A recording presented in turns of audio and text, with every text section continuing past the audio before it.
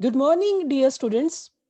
Today, the next point from chapter 22, provision for discount on debtors. What is provision for discount on debtors? It is a discount which is given to debtors for making prompt payment. यानी debtors कौन होते हैं जिनसे हमने पैसा लेना है. Debtors कौन है जिनसे हमने पैसा लेना है. कई बार क्या होता है कि उन्हें हम कहते हैं कि जल्दी से पेमेंट कर दे, उन्हें एक्स्ट्रा जल्दी पेमेंट करने के लिए कुछ एक्स्ट्रा डिस्काउंट दे दिया जाता है. This is known as provision for discount on debtors. It is a loss. ये लॉस माना जाता है कंपनी का, but when it is given in adjustment तो इसे हम दो जगह ट्रीट करते हैं. एक तो बैलेंस शीट के एसेट साइड में जो डेटर्स होते हैं उस डेटर्स में से इसे माइनस किया जाता है. मान लो सपोज डेटर्स है 50,000 रुपीज, तो डेटर्स में से कभी भी सबसे पहले provision for discount on debtors minus नहीं किया जाता. सबसे पहले माइनस किया जाता है फर्दर बैड डेट. हमेशा सबसे पहले further bad debts. Further bad debts minus करने के बाद जो अमाउंट बचेगी, सपोज फर्दर बैड डेट्स है 5,000, जो अमाउंट बचेगी दैट इज 45,000. तो इसमें से फिर क्या माइनस किया जाएगा? Provision for bad and doubtful debts. Provision for bad and doubtful debts. अगर क्वेश्चन में वो है तो फिर पहले वो माइनस किए जाएंगे. चाहे क्वेश्चन में एडजस्टमेंट में आपको चाहे पहले point provision for discount on debtors का है, but you should keep one thing in your mind. सबसे पहले अपने फर्दर बैड डेट माइनस करने हैं, फिर आपने provision for bad and doubtful debts minus करना है. यानी provision for bad and doubtful debts है 2%. तो 45,000 जो बची है रिमेनिंग अमाउंट 50 पे नहीं माइनस करना, 45,000 पे 2% कैलकुलेट करना है. तो इट विल बी 900. तो कितना बच गया? 44,100. अब इसमें से जो अमाउंट नेट बची है, अब इसमें से क्या माइनस करना है? Provision for discount on debtors. तो ये कितने हैं? सपोज ये 1% दिया हुआ है, तो 1% कितना आ जाएगा? 441. 44,100 का 1% आएगा 441. तो रिमेनिंग अमाउंट आ जाएगी 10 में से 1 माइनस किया 9, 9 minus 4 5, then 10 4 6 43,659. It will be shown in the balance sheet. ये बैलेंस शीट की एसेट में जाएगी. और जो फर्दर बैड डेट है इसे कहाँ दिखाओगे? इसे हम ऑलरेडी आप कर चुके हो. इसे प्रॉफिट एंड लॉस अकाउंट की डेबिट में जो ऑलरेडी पुराने बैड डेट है उसमें प्लस कर दोगे, और इसे provision for bad and doubtful debts भी वहाँ प्लस होता है. और provision for discount on debtors को अलग से लिख देना प्रॉफिट एंड लॉस के डेबिट साइड में. यानी ये दोनों आइटम्स तो बैड डेट्स में प्लस कर देते हैं जो ऑलरेडी बैड डेट्स दिए हुए. तो बट इसे आप अलग से दिखा दोगे, यानी प्रॉफिट एंड लॉस अकाउंट की डेबिट साइड में दिखा दोगे provision for discount on debtors.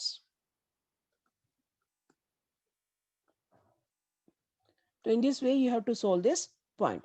Now next point is GST. What is GST? Already I discussed this point with you in the chapter journal. तो GST जो है एक purchase पे होता है और एक परचेज सेल ऑफ गुड्स. जितने भी गुड्स होती है GST means goods and service tax. यानी परचेज पे जो GST दिया जाता है उसे बोलते हैं input GST. Purchase means input, input GST. और ये दो टाइप का जो SGST and CGST, central goods and service tax, and state government state goods and service tax. तो ये इनपुट GST चाहे SGST हो चाहे CGST इनपुट दोनों ही डेबिट होते हैं. अगर परचेज डेबिट हो रही है तो ये भी डेबिट है. ये अगर एक्सपेंसेस के साथ है तो एक्सपेंसिव डेबिट है, तो एक्सपेंसेस के साथ भी इनपुट ही लगता है. Input CGST and input SGST, तो वो भी क्या हो जाएगा? डेबिट हो जाएगा. तो लाइकवाइज जो सेल पे टैक्स होता है GST होता है, that is known as output. और आउटपुट जो है CGST एंड आउटपुट SGST दोनों ही क्रेडिट होते हैं. ये सेल पे या इनकम पे दोनों भी होता है. जो आउटपुट CGST है ये क्या होता है? टैक्स कलेक्टेड यानी GST कलेक्टेड. और जो परचेज भी होता है GST पेड. ये जो GST पेड है वो कहाँ दिखाया जाएगा? एसेट साइड में. क्योंकि डेबिट बैलेंस है, डेबिट कहाँ जाती है? बैलेंस शीट की एसेट में. एंड GST जो कलेक्टेड है, कलेक्टेड मतलब हमने गुड्स जो सेल की है उस पर टैक्स कलेक्ट कर ली, वो भी हमने गवर्नमेंट को पे करना है सारा. वो बिजनेसमैन के पास नहीं रहेगा. Businessman has to pay that tax to the government. अब गवर्नमेंट को पे करना तो क्या ये लाइबिलिटी है, तो इसे बैलेंस शीट की कहाँ दिखाता है? लाइबिलिटी में. तो इसका ट्रीटमेंट कैसे करते हैं? अगर मान लो सपोज क्वेश्चन में आपको ये GST एसेट साइड में भी दिया हुआ है, एसेट साइड में होगा GST पेड मतलब इनपुट GST. पेड वाला क्या होता है? इनपुट. और कलेक्टेड वाला कौन सा होता है, आउटपुट। तो अगर आपके पास एसेट साइड में जीएसटी कम है और आउटपुट जीएसटी ज्यादा है, यानी इनपुट जीएसटी कम है और आउटपुट जीएसटी ज्यादा है, if output GST is more than the input, तो क्या करोगे, यानी आपने कलेक्ट तो ज्यादा कर लिया है और पे कम किया गवर्नमेंट को, तो इट मीन अभी आपने पे करना है, दैट इज अ लायबिलिटी। तो इनका डिफरेंस लेके, मानो सपोज आउटपुट है 10,000 और इनपुट है 9,000, तो कितना डिफरेंस हो गया, 1,000। तो 1,000 अभी गवर्नमेंट को पे करना है, तो अब जो न्यू बैलेंस शीट बनाओगे तो 1,000 is a liability, it will be shown in the liability side. But अगर आपका इनपुट जीएसटी ज्यादा है, चाहे सीजीएसटी चाहे एसजीएसटी कोई भी हो, इनपुट ज्यादा है मोर देन आउटपुट, इनपुट होता है पेड, यानी पे ज्यादा कर चुके हो, कलेक्ट ज्यादा कम हुआ है, तो नहीं जो ज्यादा पे कर चुके अभी कलेक्ट हुआ नहीं है, तो वो क्या बन जाएगी, आपकी एसेट। तो जितना डिफरेंस अमाउंट होगा तो किस में दिखा दोगे, एसेट साइड में। तो आपको इसका treatment same as it is ही करना है। Now I am going to discuss with you practical question 8।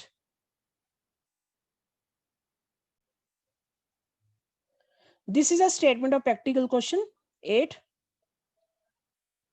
You prepare a trading and profit and loss account for the year ending 31 March 2018 from the balances extracted of Messrs. Rahul Sons, and also prepare a balance sheet as at that date. यानी आपके पास ये trial balance given है, debit side और credit side दोनों given है आपके पास ये question की, और एडजस्टमेंट भी गिवन है।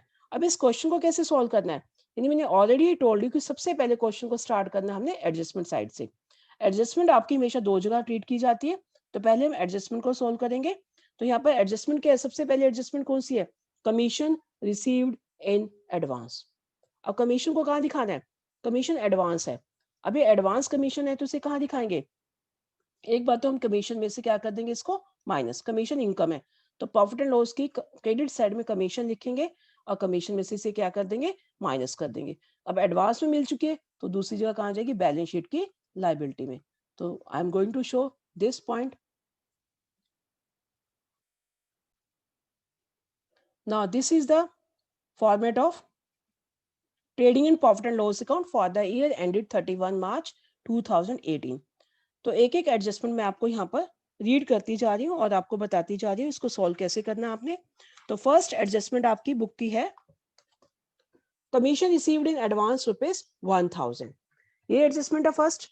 तो commission received in advance rupees 1,000, तो यानी क्या, इनकम में से आपने इसे, यानी इनकम है, कमीशन इनकम है, तो प्रॉफिट एंड लॉस साइड में आप क्रेडिट साइड में लिखोगे पहले, सबसे पहले आप क्वेश्चन में से देखिए कमीशन कितनी है, बाय कमीशन, कमीशन इनकम है तो प्रॉफिट एंड लॉस में जाएगी, ट्रेडिंग में नहीं जाएगी।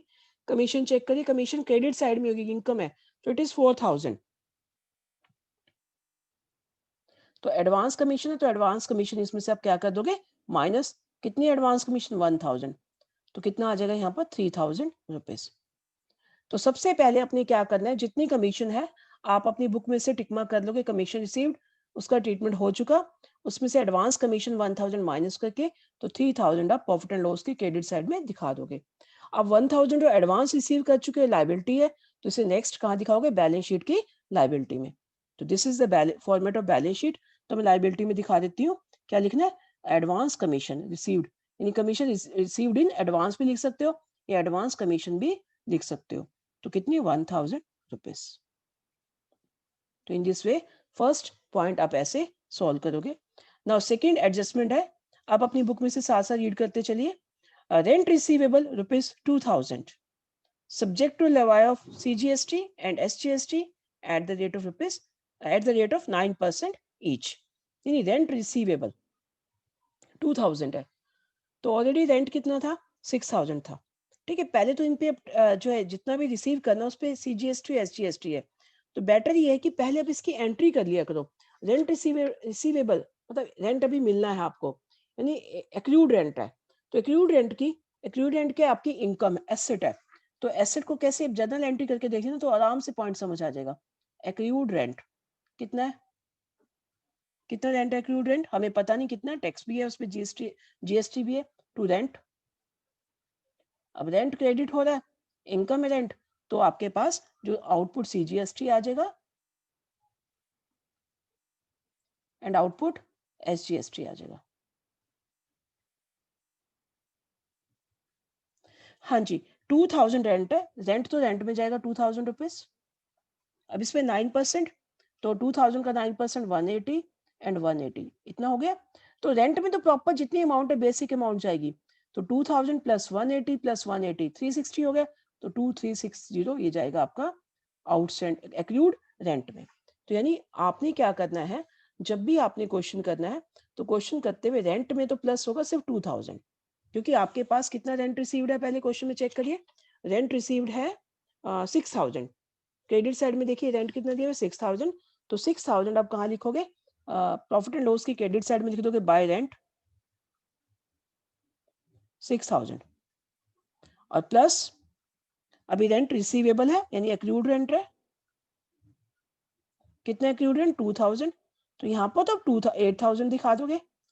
और जब आप वहां दिखाओगे बैलेंस शीट में, तो बैलेंस शीट में से कैसे ट्रीट करोगे, यानी accrued rent, this is the asset अभी मिल रहा है, तो आप एक्रूड रेंट दिखाओगे 2360, एसेट साइड में लिख दोगे एक्रूड रेंट। कोशिश करना पहले कैश वगैरह, कैश और बैंक की 2 लाइनें छोड़ देना, 2360। उसके बाद अभी आउटपुट रह गया, output CGST and output SGST. इसको क्या करना, आप देखो चेक करो ट्रायल बैलेंस में आपके पास बुक में आउटपुट सीजीएसटी कितना है एंड आउटपुट एसजीएसटी कितना है, चेक करिए। यानी 15000 है दोनों, 15000 प्लस 15000 और 180 ये और हो गया प्लस 180, क्योंकि आउटपुट बढ़ गया, यानी 15000 180 हो गया।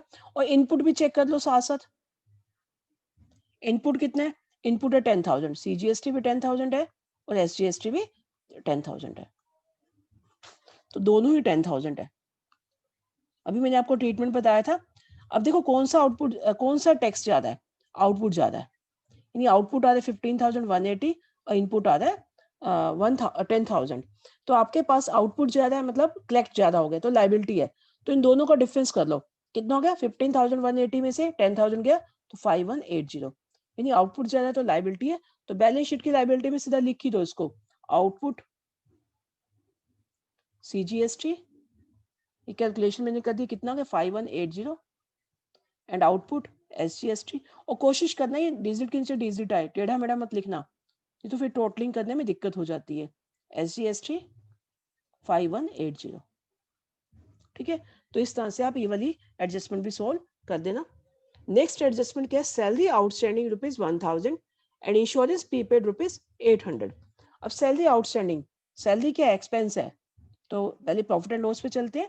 पहले हम क्वेश्चन में सैलरी को ढूंढते हैं, सैलरी है कितनी, तो let's see the debit side, क्योंकि एक्सपेंस है तो डेबिट साइड में सैलरी देखते हैं, सैलरी दी हुई है 8000, ठीक है। तो हम लिखेंगे प्रॉफिट एंड लॉस की डेबिट में टू सैलरी 8000 है, तो इसमें आउटस्टैंडिंग सैलरी क्या कर देंगे, प्लस कर देंगे। तो कितनी आउटस्टैंडिंग सैलरी, आउटस्टैंडिंग सैलरी कितनी है 1000, तो 1000 हम इसमें क्या कर देंगे, प्लस कर देंगे, प्लस आउटस्टैंडिंग सैलरी 1000, तो कितना हो गई 9000। अब आपने एक जगह लिखी है भी आउटस्टैंडिंग सैलरी, अब इसको बैलेंस शीट में भी लिखना है। आउटस्टैंडिंग सैलरी क्या लाइबिलिटी है, अभी पे करनी है, तो कहाँ जाएगी बैलेंस शीट की लाइबिलिटी में, तो बैलेंस शीट की लाइबिलिटी में लिख लेते हैं इसे आउटस्टैंडिंग सैलरी 1000। तो in this way we will write the outstanding salary in the liability side. Now insurance prepaid भी दिया हुआ है 800, अब एडवांस में इंश्योरेंस दे चुके हैं, यानी ये तो एसेट है, इसको साथ साथ लिख ही देते हैं, प्रीपेड इंश्योरेंस, और उधर से इंश्योरेंस में से इसको क्या कर देंगे, माइनस कर देंगे। कितना है प्रीपेड इंश्योरेंस, दिस इज 800, तो यहाँ पर 800 लिख देंगे, डिजिट के नीचे डिजिट का ध्यान रखना। और उधर से इंश्योरेंस चेक करते हैं कितना है, क्वेश्चन में चेक करिए ट्रायल बैलेंस में, डेबिट साइड में होगा इंश्योरेंस, एक्सपेंस है तो इंश्योरेंस डेबिट साइड में होगा, चेक करिए। ये दिया हुआ है, कौन से नंबर पे दिया हुआ है इंश्योरेंस, चेक करो बच्चे, इसमें दिया हुआ है इंश्योरेंस दिया हुआ है आपके पास 3200, 1 2 3 4 5 6 7 8 नंबर पे दिया हुआ है 3200, तो हम लिख देंगे टू इंश्योरेंस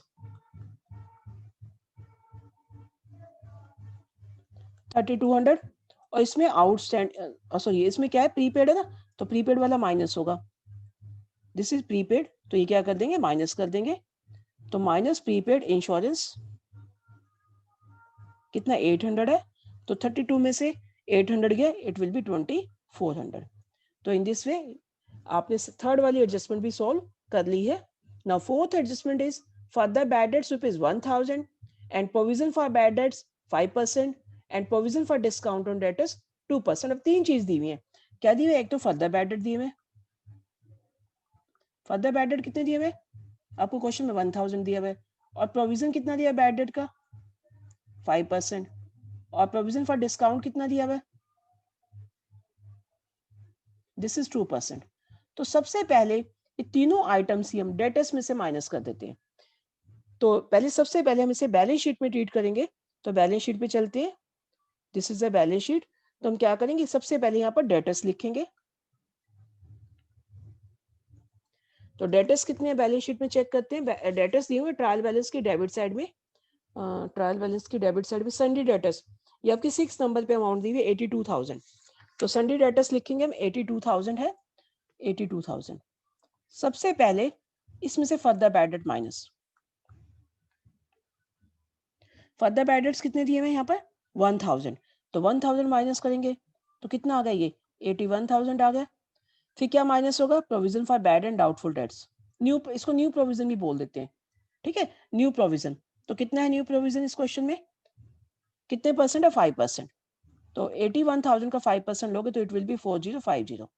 अब कितना बच गया बाकी? 76,950.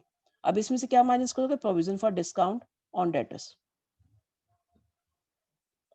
ये कितना? 2%. तो 76,950 पे 2% कैलकुलेट करोगे तो इट विल बी 1539. तो आपके पास माइनस करके आ जाएगा 75,411. तो in this way you will easily solve this adjustment. तो जितना भी है आप माइनस करके इसको लिख दोगे यहाँ पर. तो अमाउंट आ गई 75,411. अब क्या करोगे? फर्दर बैड डेट और ये न्यू प्रोविजन, ये तो पुराने वाले बैड डेट्स में ऐड हो जाएगा. और provision for discount on debtors as it is लिख देना आपने प्रॉफिट एंड लॉस की डेबिट साइड में. चलो प्रॉफिट एंड लॉस पे चलते हैं. हाँ जी, सबसे पहले क्या लिखेंगे यहाँ पर हम?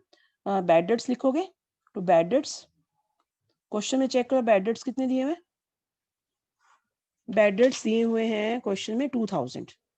तो 2000 लिख लीजिए. फिर इसमें से आप फर्दर बैड डेट प्लस कर दो और न्यू प्रोविजन प्लस कर दो. दोनों की अमाउंट कितनी है? फर्दर बैड डेट है 1000 और न्यू प्रोविजन हमने कैलकुलेट किया कितना है? ये न्यू प्रोविजन है 4000. ये ऐड कर दो. तो कितना बन गया ये? 2, 3 एंड 4 7000. आप ध्यान रखना अपने बुक की तरह ओल्ड प्रोविजन इसमें से माइनस नहीं करना. अगर आपके पास क्वेश्चन में ओल्ड प्रोविजन है तो जब आप ट्रायल बैलेंस पढ़ोगे तो ओल्ड प्रोविजन को प्रॉफिट एंड लॉस की हमेशा क्रेडिट साइड में लिखना.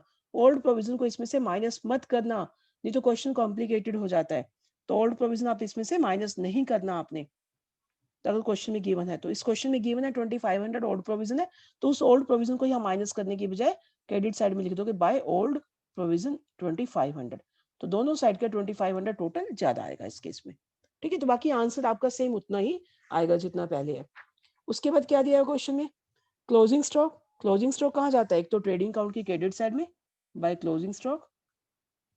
कितना दिया है closing stock? It is given 32,000. और दूसरा कहाँ जाएगा? बैलेंस शीट की एसेट में. चलो बैलेंस शीट पे चलते हैं. तो क्लोजिंग स्टॉक 32,000. उसके बाद क्या दिया हुआ है? Depreciation on building. अब बिल्डिंग चेक करते हैं. बिल्डिंग एसेट है. कितनी बिल्डिंग है? बिल्डिंग डेबिट साइड में गिवन होगी क्वेश्चन के. तो बिल्डिंग आपकी है यहाँ पर क्वेश्चन में 1,10,000. तो बिल्डिंग हम लिख देंगे बैलेंस शीट की एसेट में 1,10,000. इसमें से कितना डेप्रिसिएशन माइनस करना है हमने? कितने परसेंट है? कितने परसेंट डेप्रिसिएशन है? 6%. तो कितना आ जाएगा? 1,10,000 पे 6%, इट इज 6,600. तो बाकी आपका यहाँ पर आ जाएगा 1,10,000 में से 6,600 गया, इट विल बी 1,03,400. तो जो डेप्रिसिएशन आया तो इस डेप्रिसिएशन को कहाँ लिखेंगे? प्रॉफिट एंड लॉस की डेबिट साइड में. तो यहाँ लिख देंगे टू डेप्रिसिएशन. कितना डेप्रिसिएशन है? 6,600. पूरा लिख दो. ये आप पूरा लिखना, मैं तो एब्रीवेशन यूज कर रही हूँ, but you have to write in full form.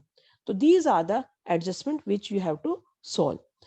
बाकी तो जितनी आइटम्स आपकी ट्रायल बैलेंस की है उनको सिर्फ आपने एक ही जगह पे लिखना है, तो वो भी मैं आपको भी बता रही हूँ कि उन सब बाकी रिमेनिंग आइटम्स को अपने कहाँ कहाँ लिखना है। Now this is a question. अब रिमेनिंग आइटम्स मैं आपको बताती हूँ कहाँ कहाँ जाएंगी, वो मैं यहीं पर बोल देती हूँ। बस मेनली तो एडजस्टमेंट सोल्व करना है, बाकी जो सिंपल आइटम्स है वो यहाँ लिखती जा रही है, बस उसके अकॉर्डिंगली आप trading and profit and loss account में ये सारी आइटम्स आप नोट करते जाना। पहले हम डेबिट साइड की आइटम्स लेते हैं। डेबिट साइड की आइटम या तो बैलेंस शीट की एसेट में जाती है या फिर trading and profit and loss के डेबिट साइड में जाएंगी। ये क्या स्टॉक है, ओपनिंग स्टॉक, ऐसे कहाँ लिखेंगे, ट्रेडिंग अकाउंट के डेबिट साइड में। वेजेस ट्रेडिंग अकाउंट के डेबिट साइड में। सैलरी ऑलरेडी हम कर चुके हैं, एडजस्टमेंट में था। परचेज ट्रेडिंग के डेबिट में, अगर परचेज रिटर्न चेक कर लो, ये माइनस हो जाएगा। सेल्स रिटर्न सेल्स में से माइनस होगा, सेल्स कहाँ जाएगा, ट्रेडिंग के क्रेडिट में, और सेल्स रिटर्न सेल्स में से माइनस हो जाएगा। सन्डी डेटर्स हम एडजस्टमेंट में कर चुके हैं। डिस्काउंट अलाउड कहाँ जाएगा, प्रॉफिट एंड लॉस अकाउंट की डेबिट में। Insurance already we have done, in adjustment दी हुई थी इंश्योरेंस की। जिनके एडजस्टमेंट दी हुई पॉइंट तो हम पहले से सोल्व कर चुके हैं ना, तो उन्हें हमने दोबारा सोल्व नहीं करना। तो now next, rent rates taxes, ये पॉइंट भी आपका सोल्व हो चुका है पहले से। फिक्चर्स एंड फिटिंग्स एसेट है, इसे लिखेंगे बैलेंस शीट की एसेट्स में। ट्रेड एक्सपेंसेस, आपका क्या एक्सपेंसेस ऐसे प्रॉफिट एंड लॉस अकाउंट की डेबिट साइड में। बैड डेट्स आप ऑलरेडी कर चुके हो। ड्राइंग कहाँ जाती है, कैपिटल में से माइनस। कैपिटल चेक कर लो, कैपिटल कहाँ है, कैपिटल को कहाँ लिखेंगे, बैलेंस शीट की लायबिलिटी में। कैपिटल भी साथ साथ कर लेते हैं, चेक कर लेना क्रेडिट साइड में कैपिटल गिवन है, कैपिटल को कहाँ लिखेंगे, बैलेंस शीट की लायबिलिटी में। तो उसमें से आप 2 लाइनें छोड़ के फिर ये ड्राइंग को माइनस कर देना। 2 लाइन्स छोड़ने के बाद ही ड्राइंग को आप माइनस करना उसमें से। Repairs and renewals debit side, profit and loss account की डेबिट साइड में। Travelling expenses profit and loss की डेबिट साइड में। पोस्टेज प्रॉफिट एंड लॉस की डेबिट साइड में। और legal fees profit and loss की डेबिट साइड में। Bills receivable asset balance sheet की एसेट साइड में। बिल्डिंग ऑलरेडी हम कर चुके हैं। इनपुट सीजीएसटी इसका ट्रीटमेंट ऑलरेडी मैं आपको बता चुकी हूँ, और आउटपुट सीजीएसटी के भी ट्रीटमेंट ऑलरेडी हम सोल्व कर चुके हैं एडजस्टमेंट में। नाउ क्रेडिट साइड, सेल्स हो चुकी, परचेज रिटर्न हो चुका, डिस्काउंट रिसीव्ड P&L की क्रेडिट साइड में। अच्छा, क्रेडिट साइड की आइटम या तो प्रॉफिट एंड लॉस की क्रेडिट में जाएगी क्योंकि ट्रेडिंग अकाउंट में कोई इनकम नहीं है, या फिर बैलेंस शीट की लायबिलिटी में जाएगी। Now this is the provision for provision for bad and doubtful debts. This is old provision, आपने बुक के अकॉर्डिंग नहीं करना, आपने इसको कहाँ दिखाना है, आपने इसको हमेशा ही P&L की क्रेडिट साइड में दिखाना। मैं कर चुकी हूँ, सॉल्व भी दिखा चुकी हूँ, आपने हमेशा से P&L की क्रेडिट में दिखाना है। कैपिटल हम कर चुके हैं, बिल्स पेबल बैलेंस शीट की लायबिलिटी में जाएंगे। कमीशन रिसीव्ड हम कर चुके हैं, रेंट भी हम कर चुके हैं, लोन कहाँ जाएगा, बैलेंस शीट की लायबिलिटी में। तो इस तरह से बाकी सारी आइटम्स को सोल्व करके आप क्या करोगे, इसके बाद आप सबसे पहले ट्रेडिंग अकाउंट का बैलेंसिंग निकालोगे, फिर जो उसका ग्रोस प्रॉफिट और ग्रोस लॉस आएगा। यानी इस क्वेश्चन में क्या आ रहा है, इस क्वेश्चन में क्रेडिट साइड आपकी आ रही है 69,000 more than the debit side, तो प्रॉफिट आ रहा है, ग्रोस प्रॉफिट आ रहा है। तो ग्रोस प्रॉफिट को कहाँ ट्रांसफर करोगे, प्रॉफिट एंड लॉस में। तो प्रॉफिट एंड लॉस से क्या आएगा, net profit and net loss. तो यहाँ पर इस क्वेश्चन में नेट प्रॉफिट आएगा आपका 7,581।